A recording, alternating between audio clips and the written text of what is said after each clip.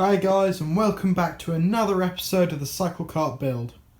In this episode I'm moving these formers and the steering wheel forward. It was just too tight, and now that I've got the seat in I realised it was just going to be too hard to get in and out, and my hands were way too close to my body. So I'm moving this forward by about 3 inches, but actually 7.2 centimetres, because that's the distance between these holes, which means one of my chassis holes can just be bolted in with, so the front hole can use the back one of these, and then I only have to drill one new hole in my body.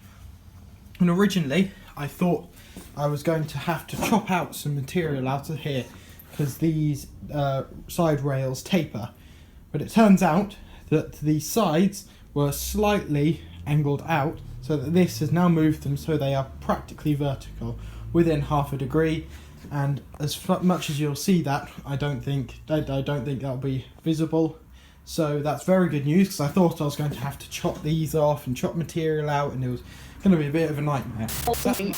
The other thing I've had to do to move the formers forward is I had to cut the steering tube, shorten it, and put a bit of tube in to weld it. With that cleaned up and this part now painted, you can tell that it's there, sort of, but it's pretty smooth and it's plenty strong enough, and if from a glance you wouldn't be able to tell.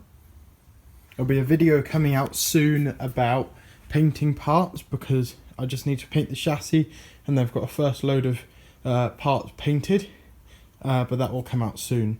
The video has been quite short for today.